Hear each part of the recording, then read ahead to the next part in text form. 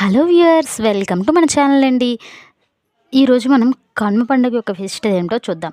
సంక్రాంతి మూడో రోజు నిర్వహించే పండుగ కనుమ పండుగ. ఈరోజు ఆఖరిదైన కనుమ ఎన్నో ప్రత్యేకలు ఉన్నాయి. ఈ రోజున పలు పనులు పూజలు చేయడం ద్వారా ఏడాది పొడవునా శుభాలు కలుగుతాయని ప్రజలు నమ్ముతారు.